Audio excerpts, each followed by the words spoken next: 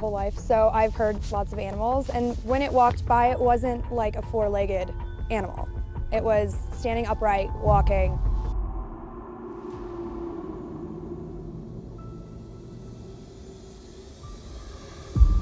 What if the camera caught something it wasn't supposed to? Something lurking just out of sight, watching you back. A family in Washington captures a towering shadow. In today's video, we're diving into a real-life series of encounters caught on camera, moments that were never meant to be filmed, but somehow were. We'll walk through what happened when something unexpected showed up in the woods, right where the camera was set up. These aren't just stories.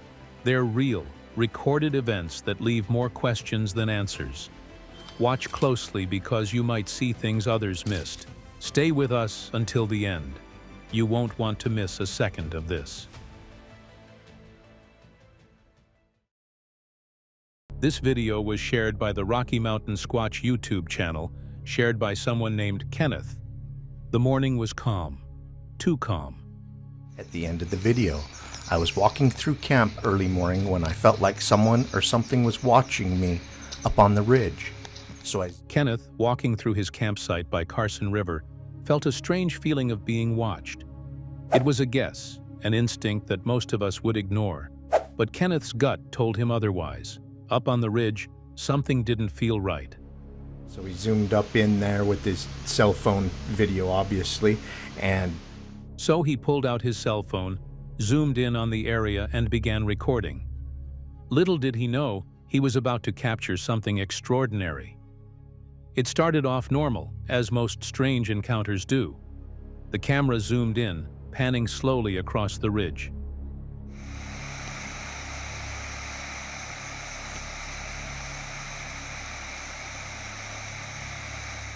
At the far edge of the frame, something moved.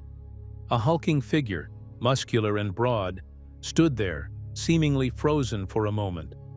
It was so tall, so imposing, that at first it seemed like it was completely out of place in the wild. I wanted to show you zoomed before I stabilized it, because sometimes it's a little clearer. I mean, he's zooming way up there with his cell phone. And then, in a crazy moment that left Kenneth frozen, it reached up with one arm, grabbed hold of the tree and pulled itself up smoothly. What was strange wasn't just the creature's size. It was how fluidly it moved. Football player-sized person with all their pads and everything on and hoist themselves up into a tree. All right, I'm going to play it. Despite its size, the figure hoisted itself up the tree like it had done it 1,000 times before. Impossible for a human or any known creatures. Kenneth's daughter, who had been reviewing the footage later, was the first to spot it.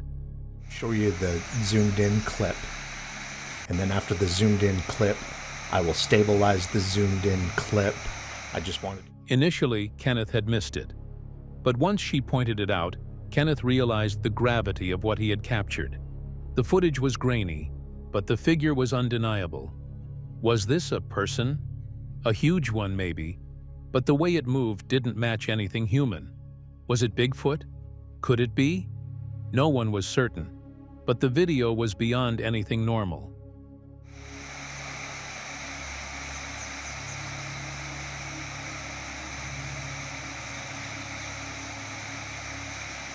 Okay. As the video zoomed in and stabilized, the figure became even clearer. It stood taller than any man, its shape wide, bipedal, almost like a football player wearing full gear, but without any equipment. And then the most shocking part of the footage. You're kind of walking around and then boom, up into a tree. It's just crazy. That thing's huge. It climbed the tree with the strength and mobility of something far more powerful than any human. The zoomed-in, stabilized video revealed the incredible sight once more. The figure's movement was fluid, and the strength it showed defied what should be possible. Whatever it wasn't like anything they had ever encountered before. Bigfoot or not, it's big, it's fast, and it's up in a tree. That was the final thought as the team reviewed the footage once more. But one thing was clear as day. Very Bigfooty. It's out of the ordinary, unusual, if that's a... The truth was out there, and this was a clue, an important one. Kenneth had captured something that, no matter the answer, no one could ignore. More time. Amazing footage. Hope you guys enjoyed. Thank you for sending this in to us, Kenneth. Imagine being in the middle of nowhere, Dry Fork, a remote area of wilderness tucked deep in America's heartland.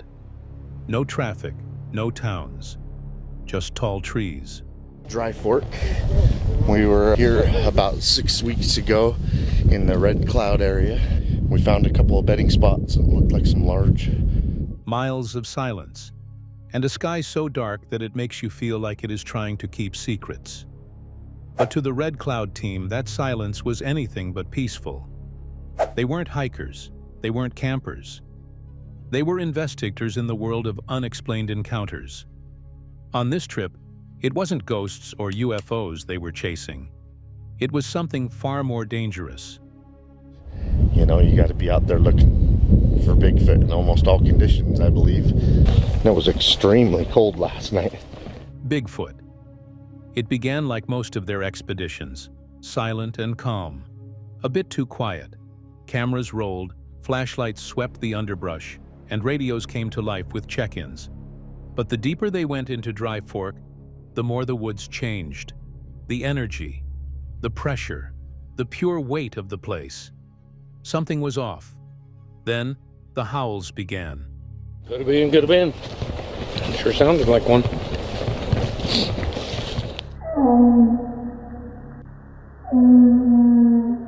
They were not coyotes, not wolves. These were deep, guttural, and loud enough to shake the trees. Each one sent a fresh jolt of fear through the crew member's spine. It wasn't just the sound, it was the feeling behind it. As if something massive was telling them not to come closer. And then, something moved. I know there's a lot of guys out there that would film that and say that's a suspect Bigfoot activity, but I'm going to go out on a limb and say... Caught in the camera's low-light feed was a figure, tall, broad, and fast. Too fast. It ducked behind a tree just as the cameraman spun around. Nothing. Just thick bushes and pitch black beyond the limit of their lights. But the forest wasn't done. Because that root system has to get a certain size before it starts sending up the really good shoots. And asparagus is so long-lived. Rocks began to fall near the group. Not natural, not gravity. Thrown, purposefully, from the trees. Remember when we went up there and I found those ones last year? I cooked all those ones up and they were excellent. Well, I know that those morels smell really good. The crew froze in shock. You can hear it in their voices. Half adrenaline, half fear. Someone observed that this seemed like they were being hunted. No one could be heard laughing it off. That's when one of the investigators caught it with night vision. That's awesome. Oh my gosh. He was going to town on this tree. Wow. A towering shadow, partially blocked by a bush, standing still. Watching. Not running away or trying to hide. Watching. If we find anything on those cameras, like I said before, we will show them at the end of this video. Keep on watching. We're going to keep on squatting. Do you see that? Someone asked, breathless. The camera zoomed in on a grainy but unmistakable image.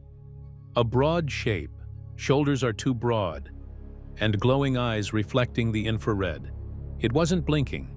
The team moved away slowly, respectfully. On it and see a Bigfoot. Chances are by the time I get my camera up and zoomed in, so I might as well be hunting with it on the other end of the camera. No one wanted to run, in fear that it might start following or hunting them. You don't run from a predator, especially not one that's been here long before we showed up. We're gonna do night investigation, and then tomorrow we're gonna hike in and pick up our game cameras. The rest of the night, quiet, dead quiet, too quiet. And that's what scared them most. Back at camp, the team reviewed the video, each clip darker than the last, and each one raising more questions than answers. That's it. Yep. multicolored. You got grays and browns, going from gray. What had followed them? What had stalked them through Dry Fork? And more importantly, was it still out there waiting for them? One thing's for sure, they went looking for answers and instead found something far more real than a myth. These are old. Way old. But they're big. The clock strikes 12:23 a.m. The dense forests of Wisconsin are cloaked in darkness, the canopy above swallowing any residual light. It's going to look for prints. Larry and I were talking about prints in the mud and like wondering if prints in the mud only happen on accident. The air is thick with anticipation.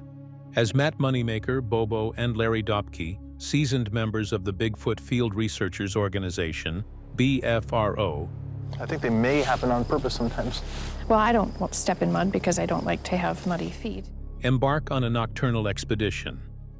Their mission to uncover evidence of the elusive Sasquatch. Armed with flashlights, recording equipment, and an unwavering determination, they delve deeper into the woods, their senses heightened with every step. They don't blink. Barefoot or not? You don't think so? They avoid mud because they don't want to leave tracks, not because they care about stepping in mud. Yeah, but on other occasions, they might purposefully leave tracks. As they navigate the uneven terrain, the trio discusses recent findings, unusual footprints, broken branches, and distant howls that defy explanation. The forest, silent yet alive, seems to watch their every move. They try to get a reaction by copying sounds they think Bigfoot might make. They laugh while trying different noises, clearly enjoying each other's company, even though it's a little scary. Remember how you used to do the yoo-hoo? Yeah. Like a real sultry, beckoning, loud yoo-hoo. First of all, yoo-hoo is not sultry, but I'll do a yoo-hoo. Well,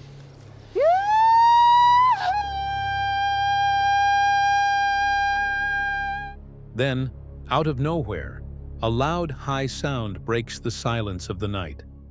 The laughter fades, replaced by a tense silence. The forest responds with an eerie stillness, as if holding its breath. Determined to investigate further, Matt proposes the inchworm technique, a methodical approach where team members leapfrog each other to cover more ground while maintaining stealth. about 100 yards, I will snap for you, then you guys can go past me again. The inchworm is when one part moves ahead first and then stops, and then the other part catches up. Matt: I'll go ahead about 500 yards. Once I signal, you guys move past me. We'll keep doing this pattern. This strategy allows them to advance deeper into the woods without alerting potential creatures to their presence. That way. That's not a loon. Doesn't sound like a loon. It doesn't sound like the coyote noise that was made. Each movement is calculated, each pause filled with anticipation. As they proceed, the forest begins to reveal its secrets. Faint rustlings, distant knocks, and fleeting shadows suggest they are not alone. The team remains vigilant, documenting every anomaly. Sticks dragging across each other. Shh, listen. Listen. Shh. Hold on. Did you hear that, Matt? The realization sends a chill down their spines. The possibility that a Sasquatch is observing them becomes increasingly plausible. As dawn approaches, the team regroups, reflecting on the night's events. While they didn't capture definitive evidence, Area where a Bigfoot would feel very comfortable because there's a zillion places where it can be out of view very quick. the experience reinforces their belief in the existence of Bigfoot. The Wisconsin woods hold many secrets, and for Matt, Bobo, and Larry, this night adds another chapter to their ongoing quest. Their dedication exemplifies the human spirit's relentless pursuit of the unknown, reminding us that some mysteries are worth chasing, even in the darkest of nights. Imitate Matt's coyote. It was definitely odd. I think there's something up here, man. There's so many little tidbits here and there over the last couple of years in particular. It was the end of summer, the kind of warm, quiet night that wraps the forest in stillness. Joe Coca and Vanessa Gutierrez wanted to squeeze in one last camping trip before the season changed.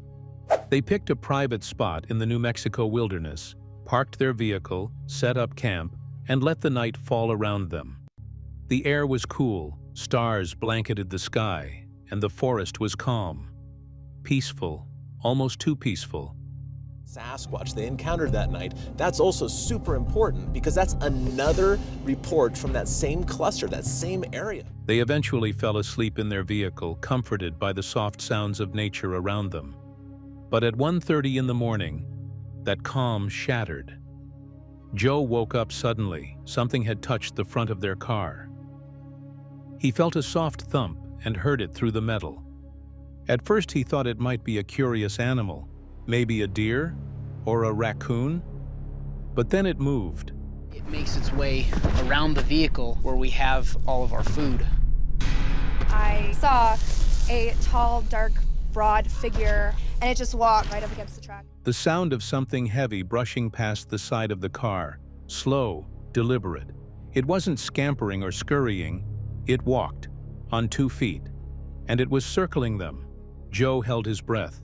Vanessa sat up too, eyes wide, listening. She looked out the window, and that's when she saw it. A tall, broad figure, just barely illuminated by the faint moonlight filtering through the trees. It was huge, its frame blocking part of the woods behind it. No fur patterns, no clothes, just dark, towering, human-like, but not human.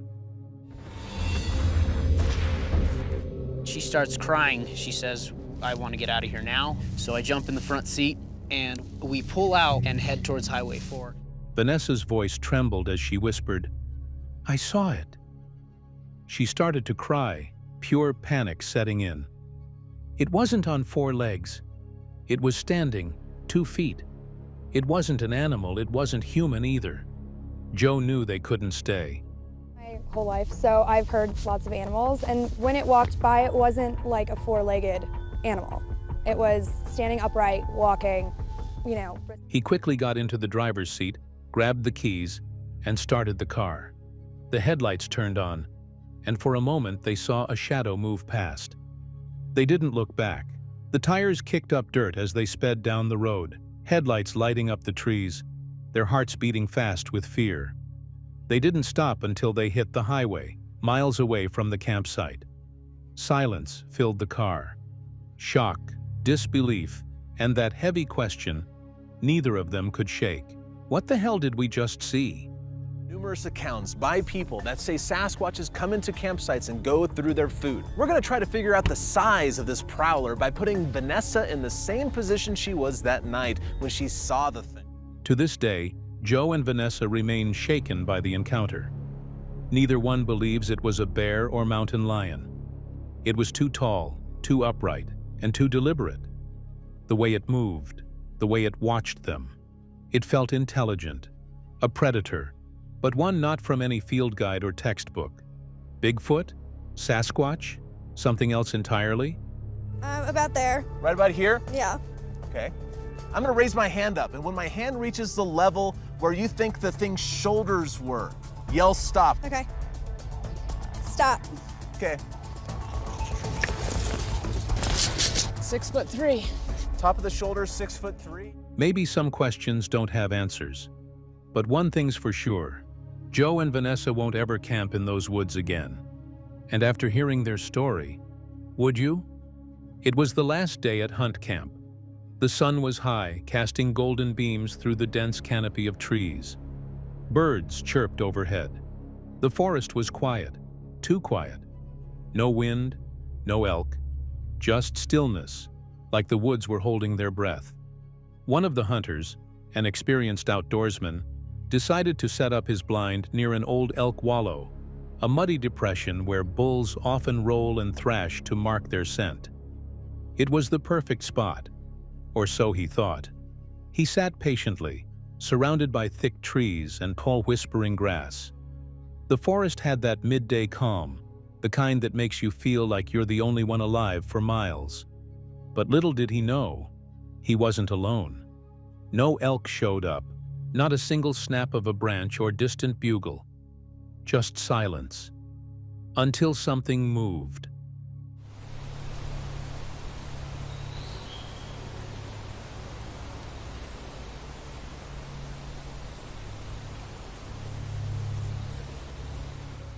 Less than 30 feet away, a massive figure stepped into view, upright, powerful, and completely out of place in the peaceful scenery. The hunter froze, his eyes widened. He wasn't looking at a bear, or a moose, or any creature known to this forest. It was walking on two legs, towering, broad-shouldered, its limbs too long, its gait too smooth to be human. The thing was covered in dark, matted hair, blending almost perfectly into the shadows. But the sunlight caught just enough to expose muscle, mass, and movement. The hunter instinctively raised his camera, hands shaking, but managed to catch clear footage. He whispered, "What is that?" Barely able to believe what he was seeing. The beast didn't seem scared. In fact, it looked like it had been watching him all along. At exactly 2:21 p.m., as he stepped out of the blind to inspect the area, his boots crunched into something strange in the mud.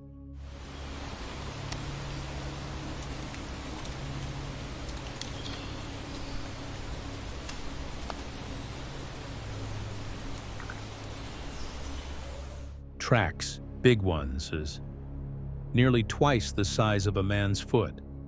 Deep impressions, clear, unmistakable toes. The stride was too long to be a person faking it. His heart pounded in his chest. He crouched low, tracing the print with his finger, the size and depth sending chills up his spine. This wasn't just an encounter. It was evidence. A single question echoed in his head. Was that Bigfoot? The forest had returned to silence, but it felt different now, like something just beneath the surface was watching, waiting. He packed up slowly, eyes scanning the trees, every crack of a twig behind him making his skin crawl. He left that forest with more than just footage. He left with a story, one that blurred the line between myth and reality. And though he made it out safely, he'll never forget the moment he locked eyes with something not meant to be found. Would you? Now let's take a detailed look at some real-life camouflage sightings, encounters that raise eyebrows and questions alike. And topping the list is one from a lone hiker deep in the San Gabriel Mountains of Southern California. It was 2020, and the trail was quiet, the kind of silence that makes you more aware of every snap of a twig. A hiker, sensing something unusual nearby, began recording. From a high vantage point, the camera captures a craggy mountain range in the distance. Then, zoom. The lens focuses on one of the evergreens nearby, and that's when something stirs. Partway up the trunk, something or someone seems to be staring back. The Southern California mountains are amazingly remote and staggeringly rugged. That area is perfect Sasquatch habitat. A shape, humanoid in form, emerges from the texture of bark and shadow. There's clearly a head, broad shoulders, 2 arms, and what could very well be 2 legs. Whatever it is, it's perched approximately 15 to 20 feet off the ground, almost as if it belongs up there. From a high vantage point, we see a craggy mountain in the distance. Suddenly, the camera zooms in on one of the nearby evergreens. Partway up the trunk, something or someone seems to be staring back. Bigfoot sightings are often associated with Northern California, but sightings down south? Not as common, though not impossible. The mountains of Southern California are steep, vast, and strikingly remote. In other words, ideal territory for something to stay hidden. There are a small number of credible reports of rather large Sasquatches being up in trees or having been seen jumping down from trees. They have the shoulders, the hands, the arms, they're strong, they can pull themselves up. I mean, humans can climb trees, and Sasquatches are just better built humans, essentially, at the end of the day, way more apey than we are, and we're apes. Interestingly, just 3 years before this footage was captured, another strange encounter occurred just 60 miles away in the San Bernardino Mountains. That doesn't surprise field researchers like Cliff Barackman. According to him, there are a small number of credible reports of large creatures, potential Sasquatches, spotted in trees or even leaping from them. Their anatomy supports the possibility: wide shoulders, long arms, incredible upper body strength. Humans can climb trees. Why wouldn't a creature even more ape-like than us be able to do the same? But here's where the mystery deepens. Bigfoot, as the name suggests, is said to be massive. Some reports claim these beings weigh up to 800 pounds. So then, how could something that heavy climb a tree and remain suspended without shattering the branches beneath it? Either we're seeing something incredibly powerful, or this isn't Bigfoot at all.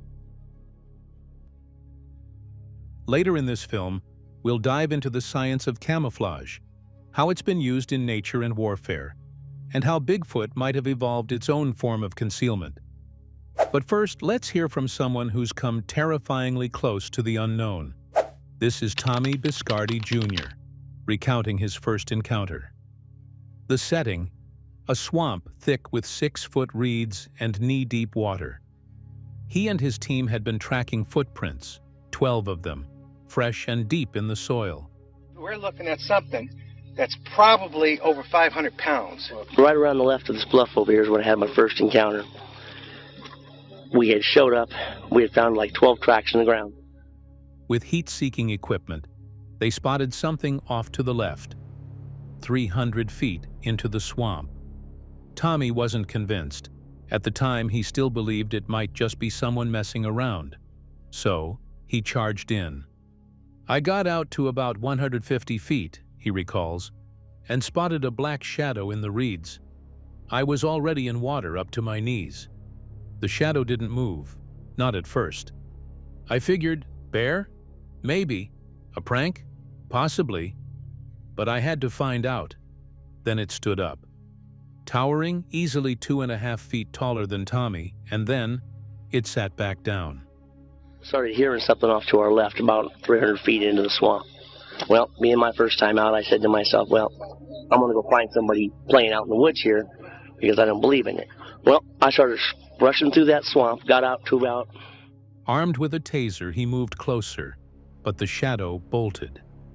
Not stumbling, not struggling through the swamp, but gliding through waist-deep water with effortless speed. Tommy chased it, expecting a hoax. He believed that if it was a guy in a suit, the water would bog him down. But it didn't, he says. It just kept moving, like the water wasn't even there. Here's the strangest part. It wasn't clearly visible, no details, just a perfectly cast shadow, as if cloaked or blurred by the reeds themselves. And that raises the question, is camouflage the key to Bigfoot's survival, and our inability to ever fully see it? To understand how a creature like Bigfoot could remain hidden in our modern world, we need to look to the natural world, where camouflage is not only common, but essential for survival. Across the animal kingdom, camouflage is the art of invisibility. It's how prey hide from predators, and how predators get close enough to strike. From the silent wings of owls to the shifting skin of octopuses, nature has perfected this survival technique over millions of years.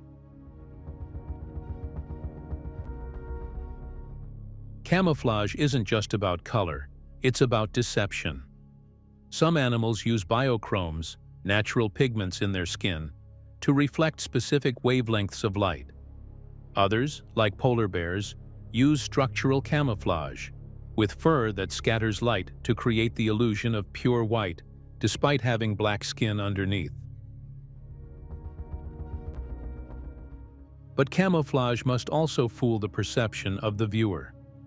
That means tricking the eyes and the brain, blending not only into the environment, but into the expectations of the predator or prey.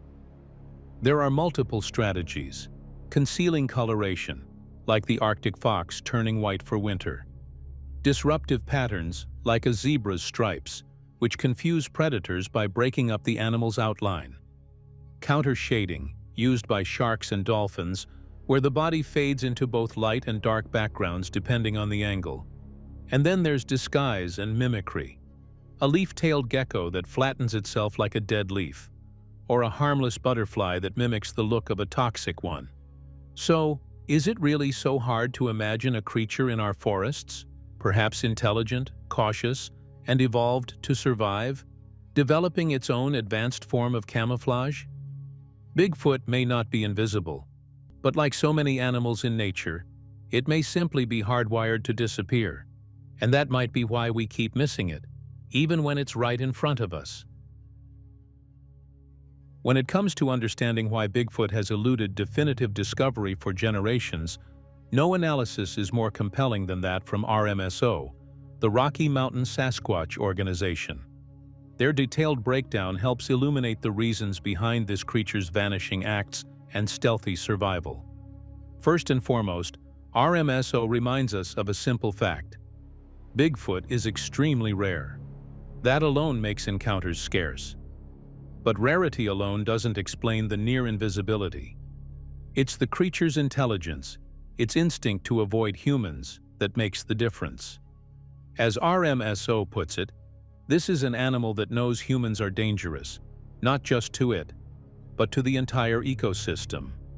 Eyewitness accounts, photographs, and videos consistently show Bigfoot with hair colors that blend seamlessly into the environment: black, brown, red, blonde, and even white. Remarkably, there are theories, and even supporting accounts, suggesting Bigfoot may seasonally change its hair color, turning white in the winter like weasels, snowshoe hares, or ptarmigans.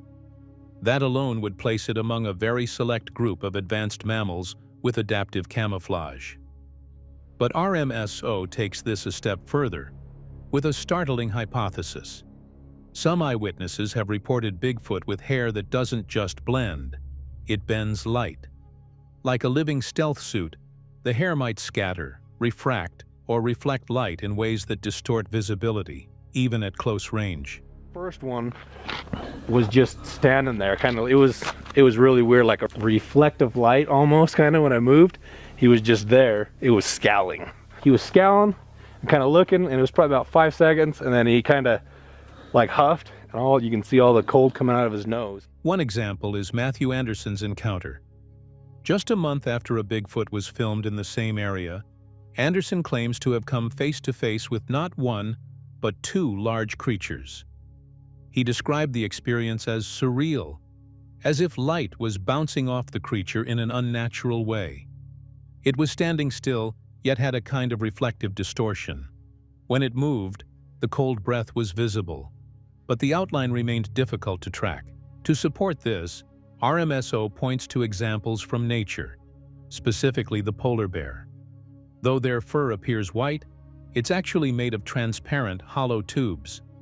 This hair funnels light down to their black skin for warmth and also helps them remain buoyant while swimming. Photos of what RMSO believes to be a yeti in Russia also support the idea. These high-resolution images show the creature nearly disappearing into its surroundings, despite being up close. The hair seems to refract light in such a way that it becomes difficult for the human eye to focus on it. In one field investigation, RMSO collected 2 large wads of hair near a documented trackway. They sent samples to 3 universities and 1 museum. To date, none have matched it to any known species. At the request of 3 universities and 1 museum, we sent large, generous samples at the end of 2013 to all of these places. To this day, none of them have admitted to making a match with any known mammal. A step or 2 away from this hair, it appears to be grayish blue. From a distance, gray, and it just seems to melt into the background. When examined under a microscope, the hair revealed something extraordinary, minimal to no medulla, the protein core found in most mammalian hair. Add to this the diverse natural coloring, a mixture of gray, black, blonde, red, and brown. And the result is a nearly perfect camouflage system, enhanced by an optical trick of the light itself. No wonder Bigfoot has remained the undefeated champion of hide and seek. Ever wondered why we try so hard to capture Bigfoot? Why the search demands weeks in the wild, hundreds of hours of footage, and enough gear to outfit a military op. Because something out here is hiding from us, and it's winning. Deep in the woods, bushcraft expert Biko Wright and renowned primatologist Dr. Mireya Mayer follow an unusual trail, subtle breaks in the underbrush, faint impressions in the soil. It leads them not to their target, but back to base camp. What they find is disturbing. The tents have been tampered with, not torn, not shredded, but methodically dismantled, poles removed, fabric untouched. No bear or raccoon could have done this. No storm, no accident. Something or someone had been here. Makes you wonder if something did this. And knew exactly what to do. I've had animals damage tents, Biko says, kneeling beside the collapsed shelter. But pulling out the poles clean without tearing the fabric? I've never seen that before. I've had small animals and even wind tear the material in my tents before. But pulling the poles out completely without tearing any of the material, I've never seen that. Makes you wonder if something intelligent did this. Dr. Mireya, when animals feel safe enough to wander through your camp, it means you're in the right place. But if this creature is as intelligent and curious as we believe, it may be watching us already. There is something great about when you set up a campsite that animals feel comfortable enough to go through there. It's also an indicator that there is animal activity here, which is what we want. And in this case, because what we are looking for could be a highly intelligent, curious animal, this is a great sign. I mean, let's go check out those trail cams, because if anything or anyone did come through here, we should be able to catch it on At least that. one of them should have picked up something. They rush to the perimeter, an arc of trail cams set up to catch movement from every angle. It's a high-tech netcast in a primitive world. If anything crossed their camp, one of these cameras should have picked it up. But that's the question haunting every serious researcher. How does something so large move so silently?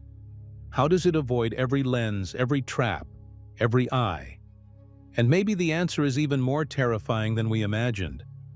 Maybe Bigfoot's greatest defense is that it's always been watching us first.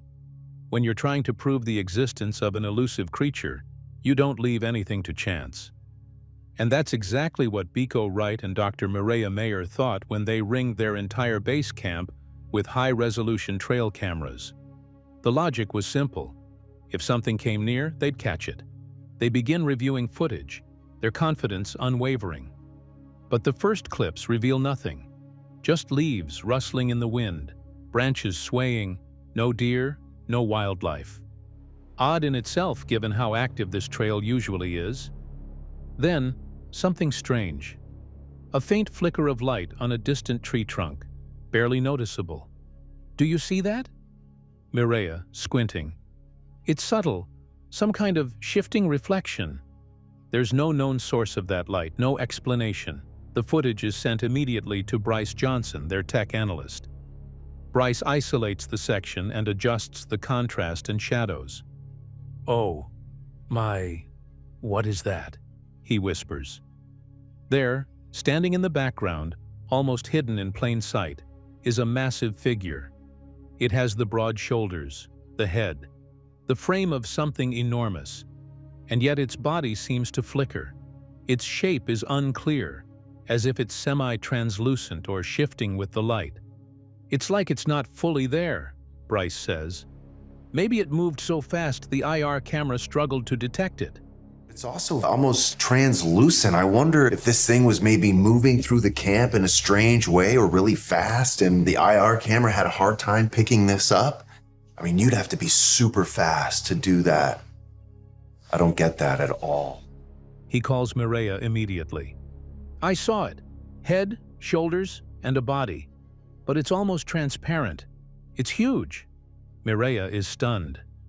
"Are you saying it was invisible?" "Maybe not invisible," Bryce replies, "but close. There's something called motion camouflage. Some predators, like big cats, move in ways that keep them hidden from prey. It's real science, and if Bigfoot evolved similar strategies, then silence. The question lingers in the air like a fog in the pines.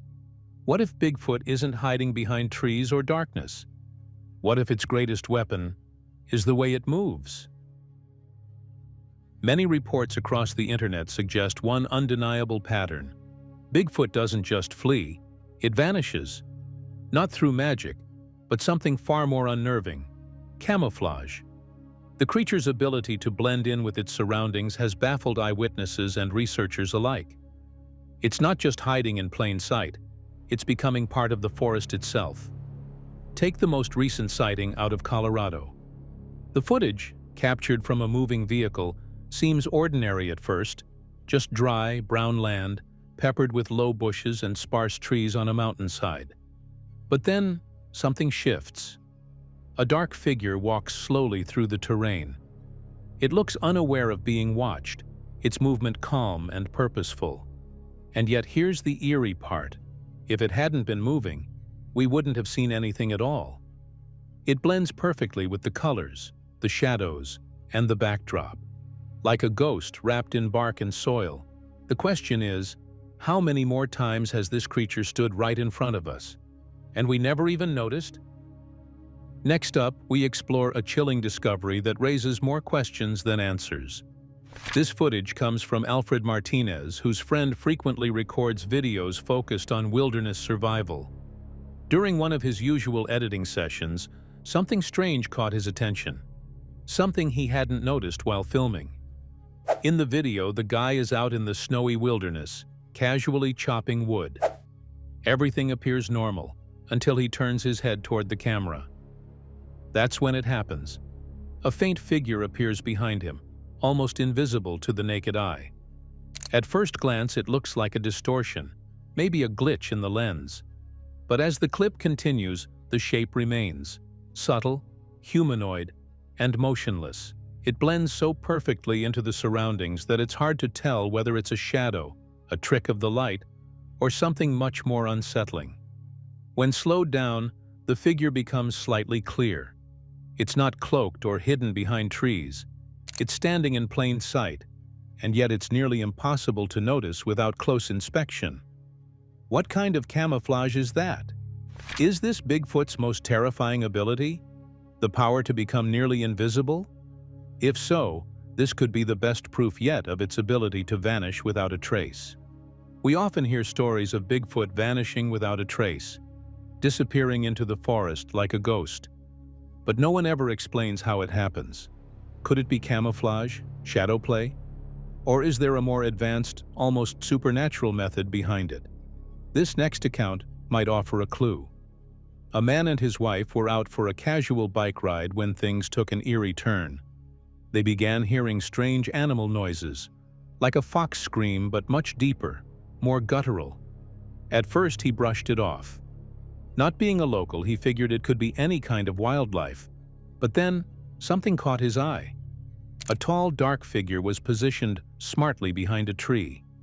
It wasn't just tall, it was massive. He estimated it stood 8 to 9 feet high, judging by a nearby tree where bark had been scratched off up to that same level. The creature's head lined up perfectly with that mark. When they went to investigate after it fled, the smell was overwhelming, like rotting flesh. So strong, his wife threw up. He's not claiming it was Bigfoot, but after researching the area, he discovered that sightings there are quite common. The place is Muir Woods. Earlier in this documentary, we revealed a particularly strange piece of footage from the San Gabriel Mountains of Southern California. Captured on a clear afternoon, the camera zooms into a tree about 15 feet above the forest floor.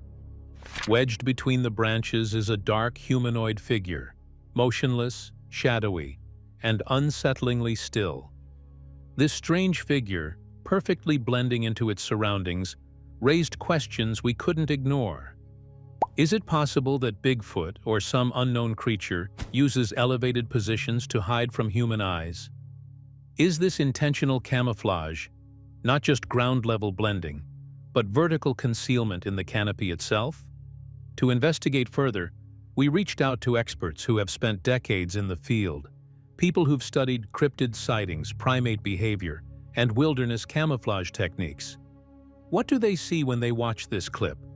Is it simply pareidolia, our brains forcing familiar shapes into randomness, or something more deliberate? As we dive into their analysis, this sighting becomes more than just a blurry shape in a tree. It becomes a case study, a possible glimpse into how something intelligent, elusive, and potentially real may be outsmarting us in plain sight. Let's hear what the experts think. Our final case takes us back to 1972, deep within the Wind River Mountains of Wyoming. It's a wilderness untouched, unforgiving, and far from civilization. The perfect place to hide, or to encounter something never meant to be seen.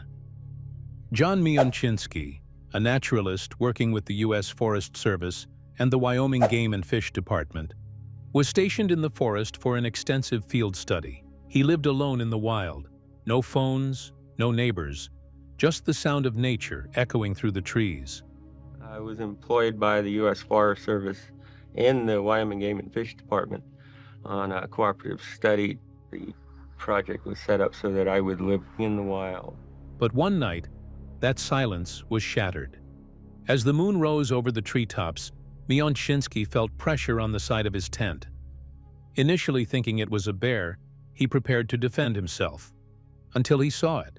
Pressed against the thin fabric was a large hand, unmistakably primate in structure, with 4 long fingers and an opposable thumb. But this wasn't human.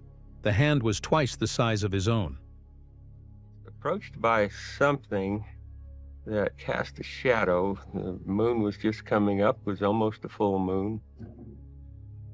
I clearly saw a hand with 4 fingers and an opposed thumb, like a human hand, and it was large. It was twice the size of my hand. He struck the shape, and whatever it was bolted into the shadows. But the moment would haunt him. When he reported the incident, his superiors didn't laugh. Instead, they revealed something chilling. Similar reports had been coming in from the area. John's mission quickly shifted from naturalist to investigator. Over time, he interviewed over 25 witnesses. One account, however, stood out. A man claimed to have shot a Bigfoot near his cabin. The creature fell, then got up, and ran. Interviewed about 25 people. The most interesting one was a young man in a little cabin up against the mountain. He had reported seeing one of these behaving aggressively in front of his cabin, and he shot it. And he thought he'd kill it, but it got up immediately and ran off. At the scene, Mionczynski recovered hair samples, which were sent to Dr. Walter Birkby, one of the nation's leading forensic anthropologists. The results? Primate hair, unclassified, and absolutely not from any known local species. Birkby himself admitted, "This is my first stumper. This should have been a breakthrough, physical evidence of an unknown primate in North America." The analysis came back a few days later, and Walter Birkby said, and this is a quote, "This is my first stumper. These hairs are primate," and he was certain about that. The result was controversial because the hairy primate is not of an animal native to Wyoming. The head of the Forest Service's research division issued a warning. If anyone was caught linking their name to Bigfoot, they'd be fired. Pointing his finger at us and saying, "If your names are ever associated with this word Bigfoot again, I will personally see to it that you're fired." The scientific community didn't question the evidence. They rejected it outright. Why? Perhaps the idea of Bigfoot is too disruptive. It challenges established paradigms in anthropology, biology, and our understanding of the natural world. But John never wavered. To this day, he maintains the credibility of the evidence, the witnesses, and the encounter. His story and the others we've explored are part of a growing archive of undeniable anomalies. Bigfoot may not want to be found, but piece by piece, its presence is becoming harder to deny. Whether the world is ready to accept it or not, something is out there. Have you ever filmed something so ordinary, only to find, hidden in a single frame, something extraordinary? That's exactly what happened when two creators filmed a backyard survival challenge. On playback, viewers noticed something strange. A dark figure standing upright, obscured by trees.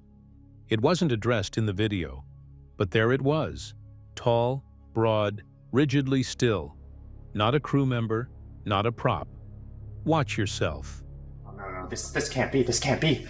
No, this guy's gotta be wrong, he's gotta be wrong. That's right where we are. The freeze frame spread fast. Users started speculating. Was it a person, a suit, or something else entirely? The silhouette didn't match human proportions. Shoulders too wide, head too forward, and the way it blended into the brush, unnatural. The creators took it seriously. What started as a game turned into an investigation.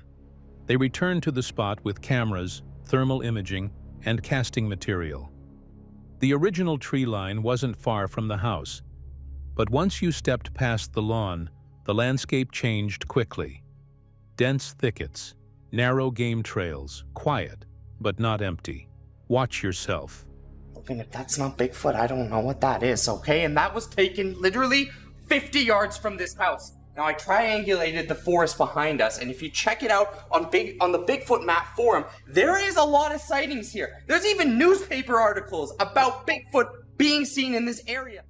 That's when they found the first track. Pressed deep into the soil, wide, with splayed toes, no shoe pattern. Whatever left it had weight. And it wasn't alone.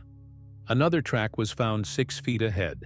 Same shape, same size. The stride was massive. They followed it, slowly, carefully. Branches above shoulder level were broken, not crushed by wind, snapped. Bark scraped off from mid-tree height. A heavy passage, intentional movement. One of the team spotted a hair sample tangled in a split branch, nearly 7 feet up, coarse, gray-brown, root attached. They sealed it in a collection tube. Watch yourself. It's feeding time. What? Yo, there's like water in there too. Look at that. There's like scratch marks all along this log. What are those?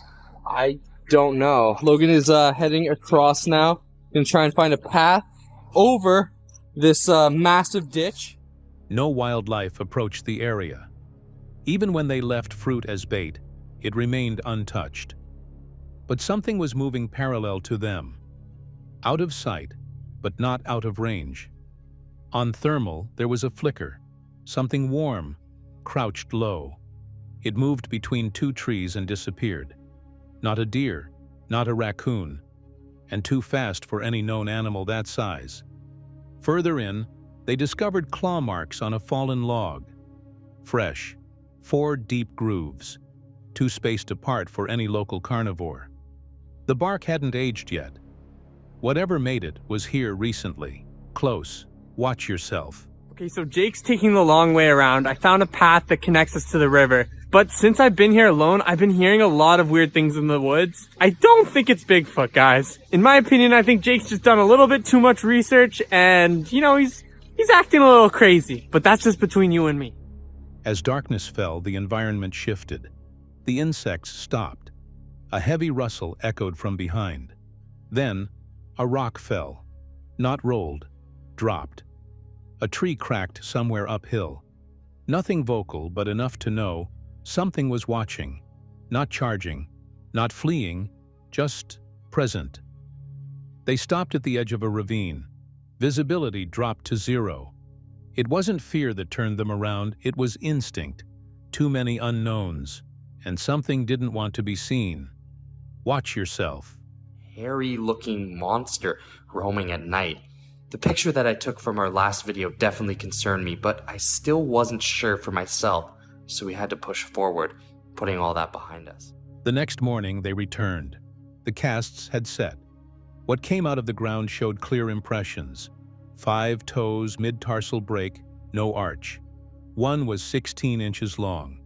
The weight distribution was off-center, like a creature used to walking uneven terrain. The hair was sent for analysis.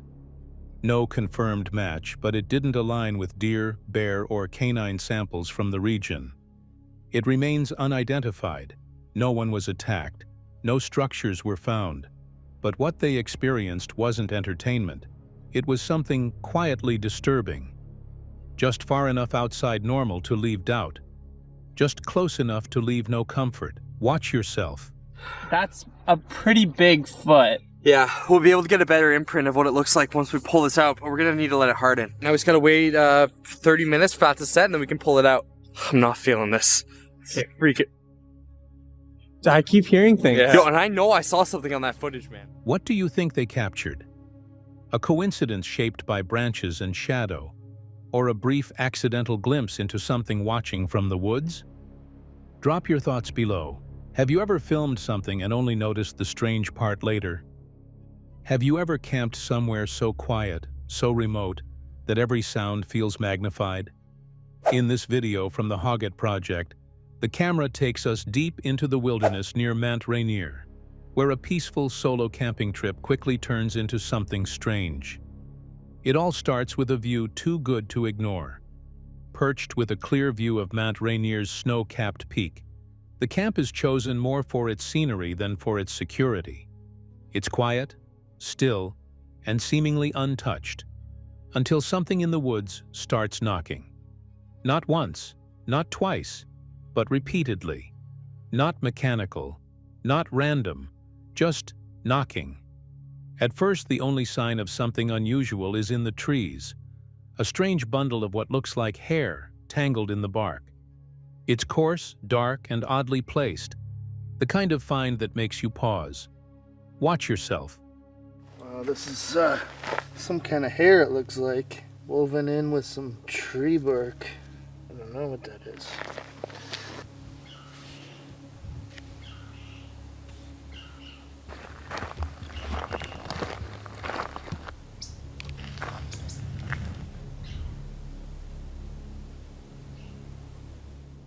Nearby, there's a bedded-down patch of forest floor.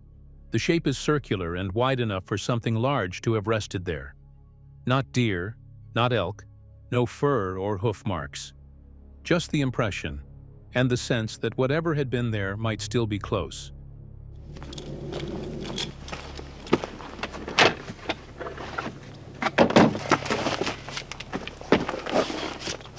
So, didn't even really take a look over here at this side. That's all bedded down, so it looks like some animals took some cover, especially right here. That's a nice little circular spot. The setup continues. A tent is raised, a fire pit prepared. Light fades fast in the mountains. As night comes on, thermal and infrared gear are brought out. This isn't just camping, it's observation. The tech includes a black hot thermal setting, where anything giving off heat appears dark on screen. Hands glow black, trees stay pale. The forest reveals what the eye misses. Watch yourself. It's on black hot, which means anything black being recorded is supposedly hot. And you can see there's my hand, so that's what you get. At the edge of camp, movement, brief, just a flicker across the thermal viewfinder. It's enough to make the investigator stop. "I can see somebody down there," he says softly, uncertain. Not a person, not quite. Oh, I can see somebody down there. Later, wind sweeps across the site, but not from the usual direction. It comes from behind, which is strange for that slope. Fire starter gel sparks the flames to life. Leftover lasagna gets warmed up. He films casually, but you can sense he's on edge. It's a quiet night inside the tent, but just before dawn, something stirs outside. Footsteps, faint, crunching dry leaves. The camera picks up subtle audio. He says it could be mice, but the weight of the steps suggests something bigger. Still, there's no full confirmation, just tension.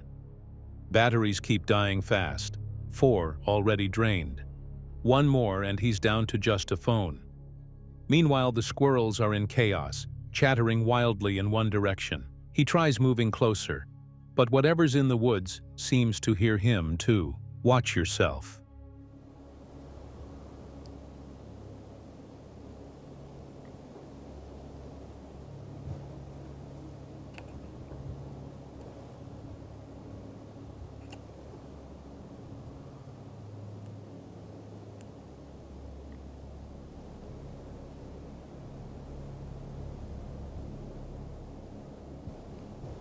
Wow, freaky.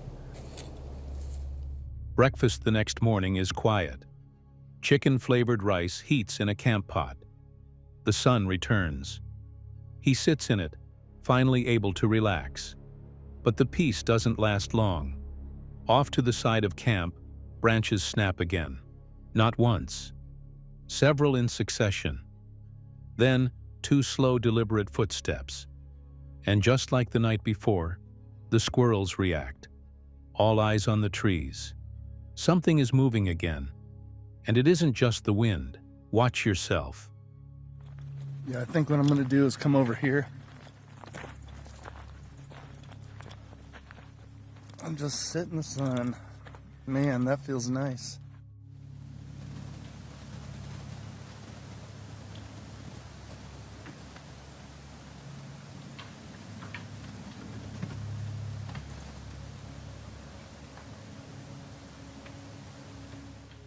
As he breaks camp, you get the sense this trip was not what he expected.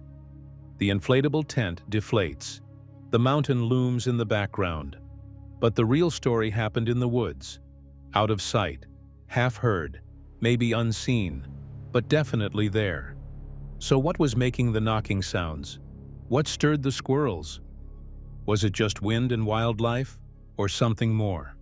Let us know what you think. Have you ever heard knocking in the woods? I don't seen it. Bro. What the is that? Oh! What is that?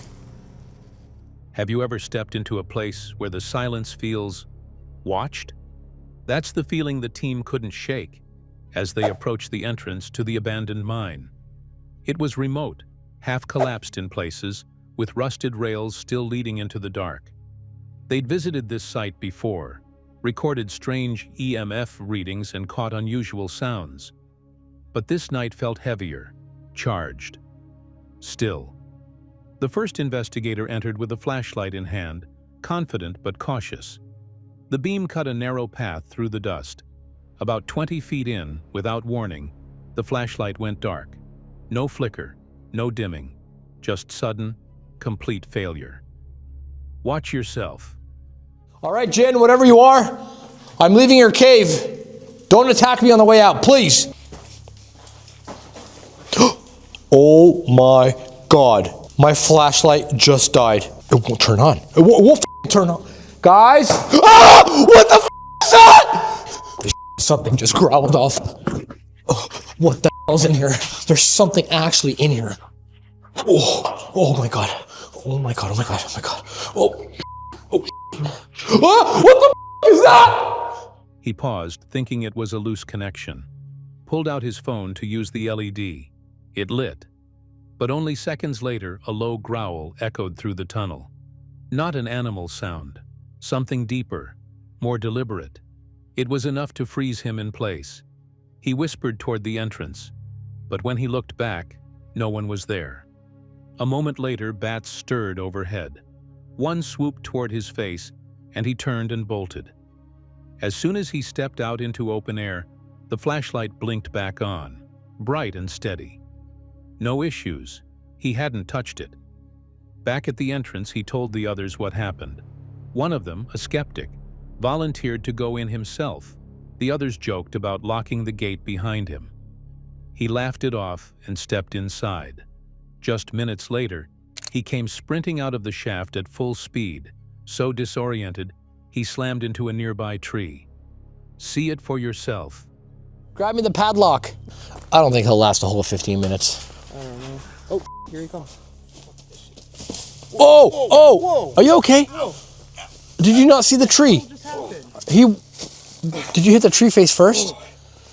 What happened? Are you okay? Holy shit. He just got Oh, he's cut up. I think that was a sack. Oh. What the happened? You didn't see the tree? When they got to him, he was trembling. He didn't speak right away, just pointed back into the mine. He said he'd heard something brushing against the tunnel wall. Then he felt it. Something moved past him. Not wind, not an animal, a presence. Only later did one team member share what the landowner had told him earlier. Years ago, a man had gone missing in that mine, never recovered. The records were sparse, just one old article mentioning a disappearance. The mine had been shut down soon after. Back at their temporary base, an RV parked near the property line, one of the investigators stayed behind to check gear. He said he'd go live from the site later, made a joke about doing a solo broadcast in the mine. But as he leaned over his gear, a sudden, deafening bang struck the side of the RV. The whole vehicle rocked. Did you guys hear that? What the was that? Something just banged something like really loud. Yeah, I felt that in the side of the RV, but I don't think it was the RV that got hit. I don't know. It sounded like it hit metal. Like God damn it, I was just falling asleep too.